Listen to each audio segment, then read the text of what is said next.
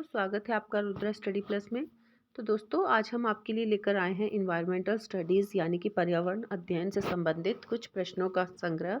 हमें उम्मीद है हमारे प्रश्न जो हैं आपकी आगामी परीक्षाओं में बहुत इम्पॉर्टेंट रहने वाले हैं।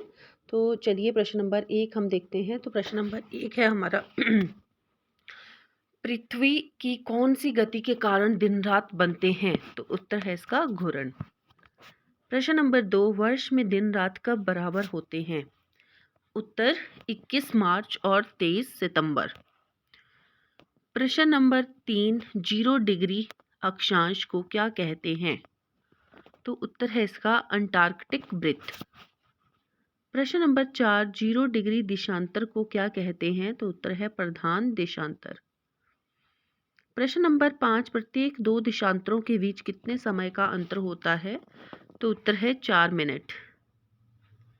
प्रश्न नंबर 6, 2 स्थानों के बीच 10 डिग्री देशांतर का अंतर है, उनके समय के बीच अंतर होगा।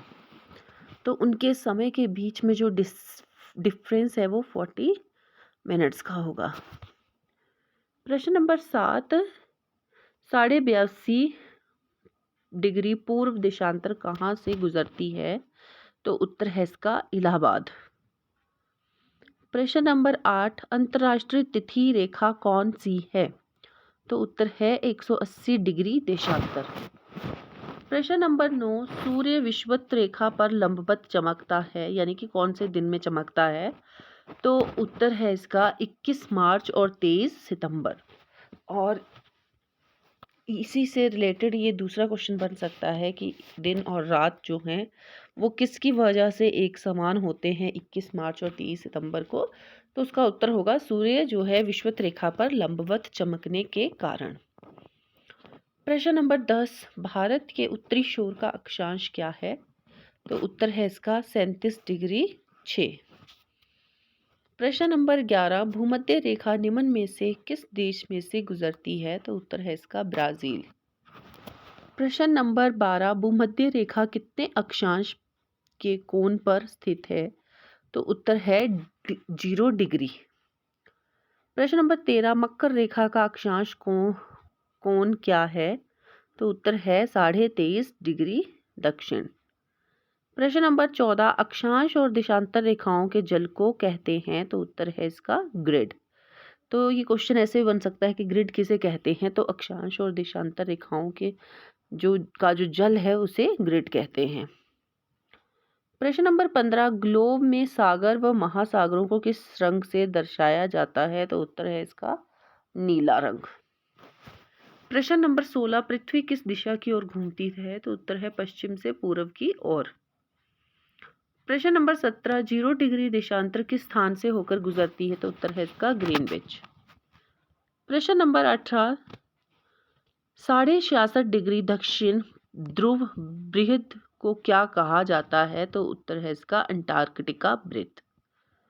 प्रश्न नंबर 19, देशांतर रेखाएं भूमध्य रेखाओं को किस कोण पर काटती हैं? तो उत्तर है समकोण यानी कि 90 डिग्री का कोण। प्रश्न नंबर 20, कौन से अक्षांश को घोड़े की अक्षांश कहा जाता है? तो उत्तर है 40 डिग्री -40 डिग्री NS। प्रश्न नंबर 21, बृहत वृत्त किसे कहा जाता है? तो उत्तर है विषुवत वृत्त।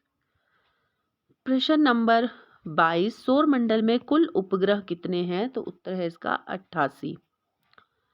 प्रश्न नंबर 23, उन 2 स्थानों के समय का कितना अंतर होगा जो एक दूसरे से 90 डिग्री देशांतर पर हैं? तो उत्तर है इसका 6 घंटे।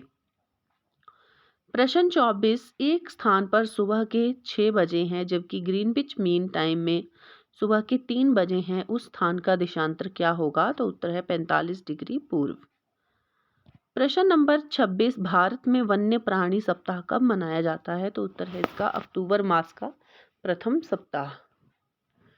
प्रश्न नंबर 27, कॉर्बेट राष्ट्रीय उद्यान किस राज्य में स्थित है? तो उत्तर है उत्तरांचल। प्रश्न नंबर 28, कॉर्बेट राष्ट्रीय उद्यान यह नाम किसके नाम पर जुड़ा है? तो उत्तर है जिम कॉर्बेट। प्रश्न नंबर 29, कॉर्बेट राष्ट्रीय उद्यान कितने किलोमीटर क्षेत्र में फैला हुआ है? तो उत्तर है 521 वर्ग किलोमीटर। और दोस्तों आज का अंतिम प्रश्न, प्रश्न नंबर 30, दुधवा राष्ट्रीय पार्क किस राज्य में स्थित है? तो उत्तर है इसका उत्तर प्रदेश। तो इसी के साथ हमें आज्ञा दीजिए, मिलते हैं नेक्स्ट वीडियो में। तब तक के लिए पढ़ते रहिए, आगे बढ़ते रहिए और हमारी वीडियो को सब्सक्राइब और लाइक करना मत भूलिएगा। धन्यवाद।